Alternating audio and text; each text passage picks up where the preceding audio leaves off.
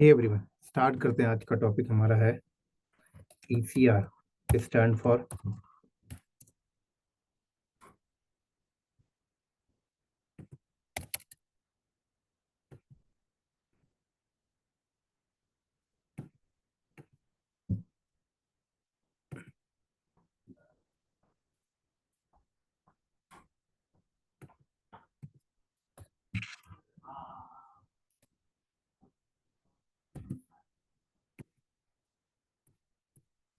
ECR stand for elastic container registry. ठीक है, तो ये किसका अल्टरनेटिव टूल है पता है? ये है आपका डॉकर होस्ट का। ठीक है, तो जब मैं आप लोगों को ओपन सोर्स डेवऑप्स पढ़ा रहा था, तब मैंने आप लोगों को बताया था कि आप या तो कुबरनेटिस क्लस्टर यूज कर रहे हो या कुछ भी यूज कर रहे हो, तो जब आप कोई डिप्लॉयमेंट करते हो तो वहां पर जो इमेज पास करते हो वो इमेज कहाँ पे स्टोर है। ठीक है ना? तो हम लोग क्या करते थे, डॉकर हब में जाकर एक अकाउंट बनाते थे, और डॉकर हब में जाके अकाउंट बना रहे हैं और वहां पर क्या कर रहे हैं, अपनी रेपोजिटरी क्रिएट कर रहे हैं। तो बाय डिफॉल्ट एक आपकी पब्लिक रेपोजिटरी क्रिएट होती है।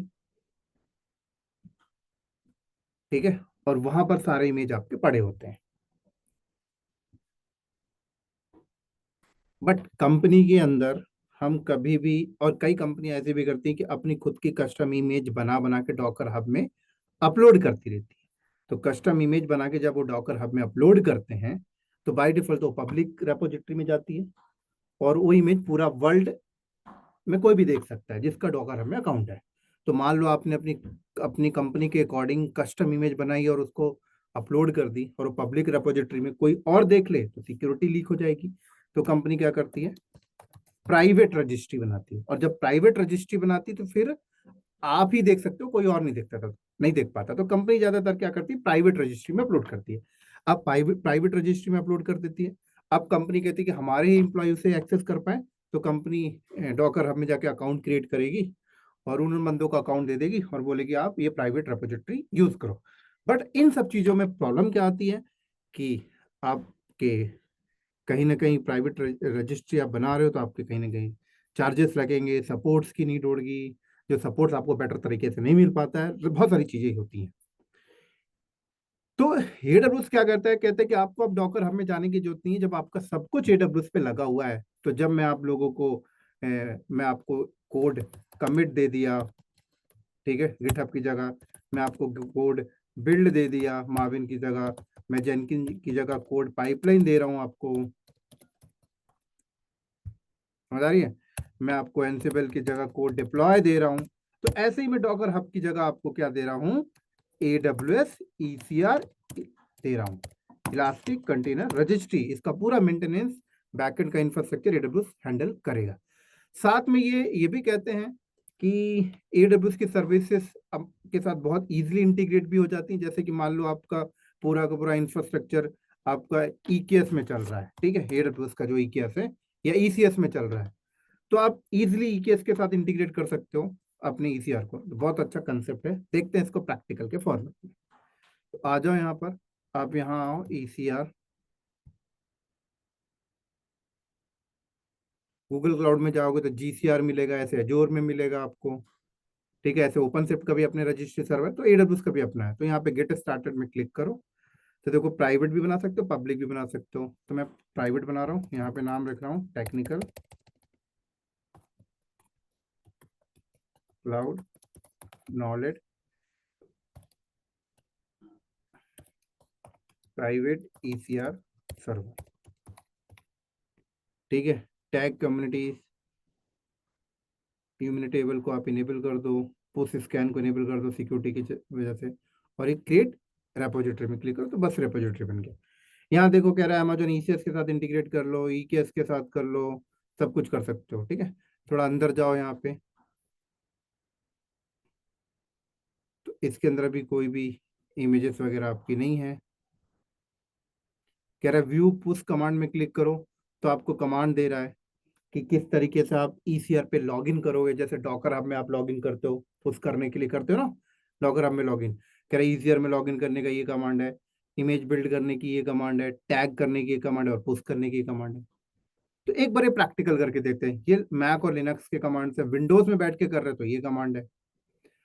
तो अब मैं क्या करता हूँ, एक सर्वर लॉन्च करता हूँ और वहां पर एक इमेज बिल्ड, वहां बैठ के एक इमेज, वहां बैठ के अपने इस ईसीआर को लॉगिन करूंगा और वहां बैठ के एक इमेज बिल्ड करूंगा और उसको टैग दूंगा और उसको अपने ईसीआर पे पुश करके देखूंगा। ठीक है, तो प्रैक्टिकल समझ में आ जाएगा। तो एक EC2 इंस्टेंस हम लोग फटाफट लॉन्च करते हैं यहाँ पर। तो लॉन्च इंस्टेंस में क्लिक किया,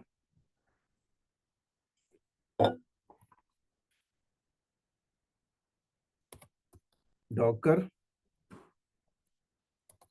सर कुछ भी दे दो नाम।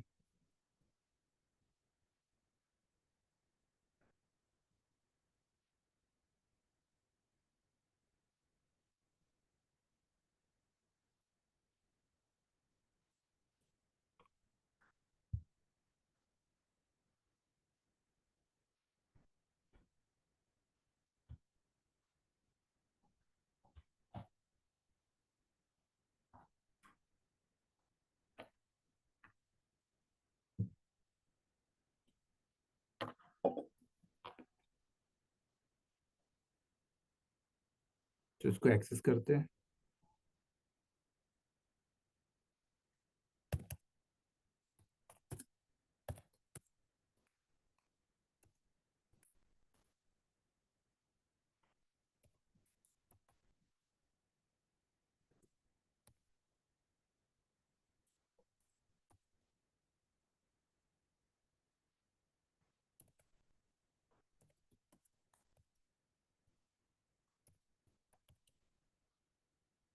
तो सबसे पहले इसमें डॉकर इंस्टॉल करेंगे, क्योंकि इमेज बिल्ड करने के लिए डॉकर तो चाहिए ना। तो गूगल करते हैं यहाँ पर आकर, Docker install on Amazon Linux machine.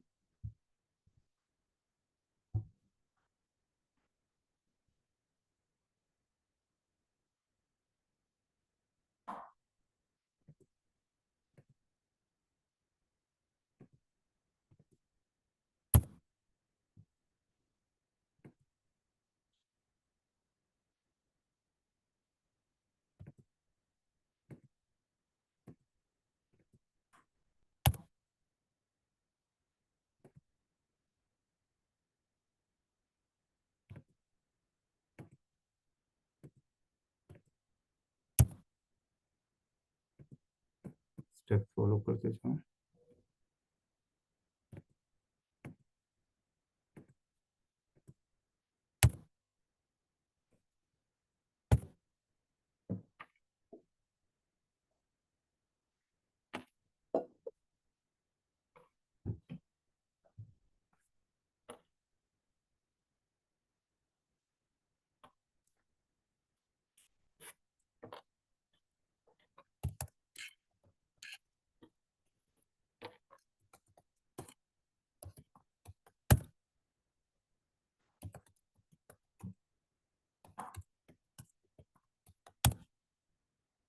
Done. अब इमेज बिल्ड करने के लिए मैं वहीं से उठा लेता हूँ जहाँ पे मैं कल एक लैब किया था, याद होगा आप लोगों को, है ना, डॉकर सैंपल। इस साइट पे जाके, इस साइट पे चले जाओ, यहाँ चले जाओ, बताया था ना कल वाली लैब में, ये यहीं से उठा लेते हैं, इसी को बिल्ड करते हैं हम लोग। एक फोल्डर बनाते हैं, mkdir,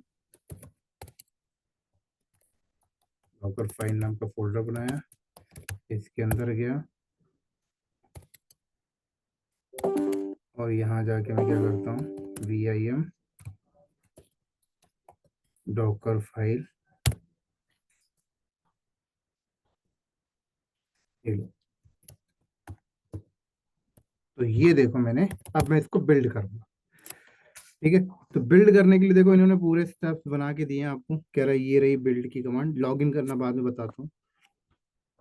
ये रही बिल्ड की कमांड। तो कह रहा है जैसे आपने ईसीआर का नाम दिया उसी के अकॉर्डिंग कह रहा है कि अपनी डॉकर फाइल रखो, डॉकर बिल्ड, ये टैग हो जाएगा, सॉरी, है ना। ये इस नाम का टैग हो जाएगा, और डॉट मतलब करंट लोकेशन से उठा लेगा उसको, कौन सी फाइल से बिल्ड करना है। तो ये देखो बिल्ड कर रहा है।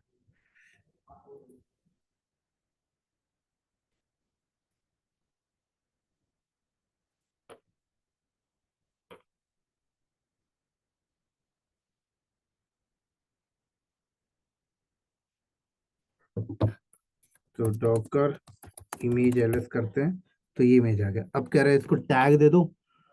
तो टैग की ये कमांड है, सब तो पढ़ा ही रखा है मैंने डॉकर में, तो कोई जरूरत नहीं है इसको इन डेप्थ एक्सप्लेन करने में, है ना।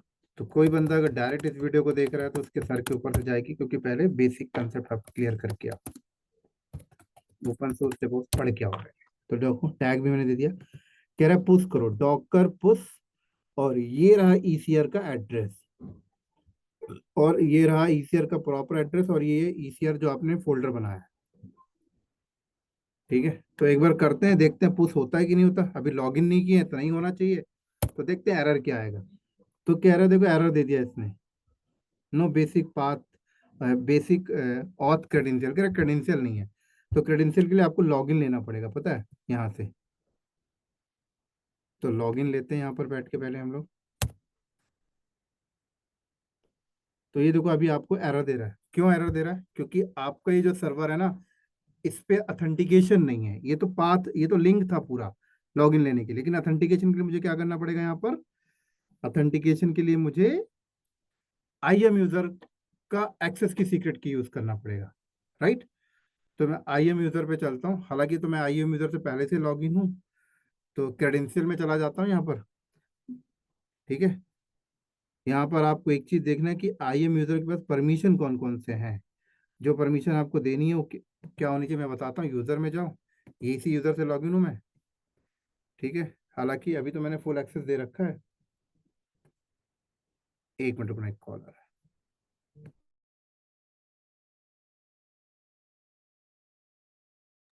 सॉरी। तो ऐड परमिशन में जाओ, यहाँ पर आप क्या करो, amazon EC2 कर लो। तो आप ना ये दे दो एक्सेस, ये वाला ऐड करो। इसी के अंदर सारे परमिशन आ जाते हैं, ईसीआर से रिलेटेड भी। दिखाता हूँ कैसे। इसके अंदर जाओ, तो देखो ईसीआर भी आ गया। ठीक है, इतना करने के बाद अब इस यूजर का एक्सेस की सीक्रेट की उठाओ।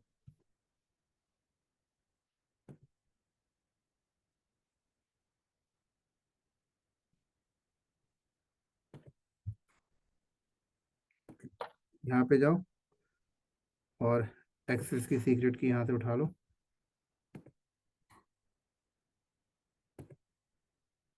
कोई टैग दे दो यहाँ पर,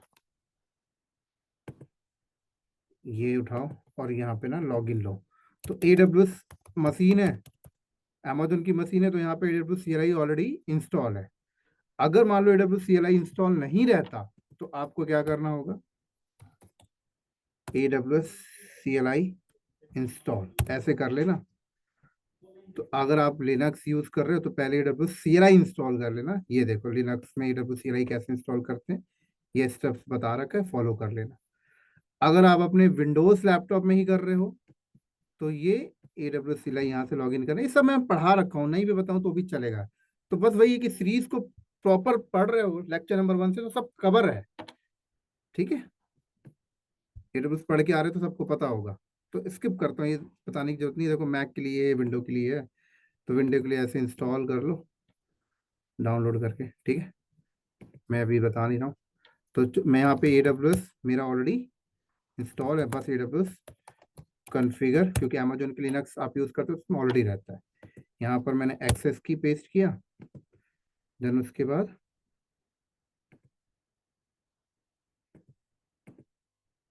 सीक्रेट की यहाँ से उठाया,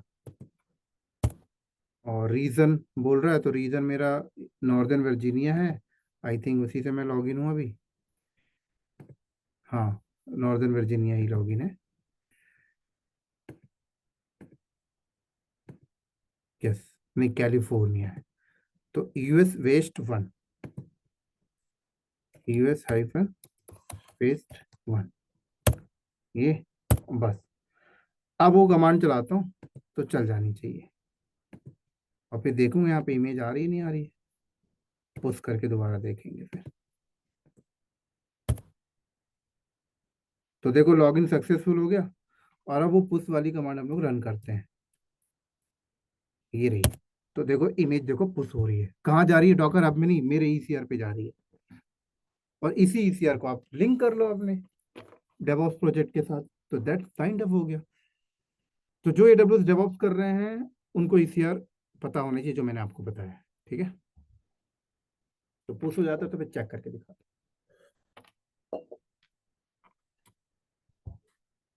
डन हो गया, तो दिखाता हूँ। रिफ्रेश, इमेज आ गई होगी, देखो आ गई ना, परफेक्ट। क्लियर हो गया। तो इस वीडियो को यहीं पे स्टॉप करते हैं, मिलते हैं नेक्स्ट वीडियो में जल्दी, तब तक के लिए बाय बाय।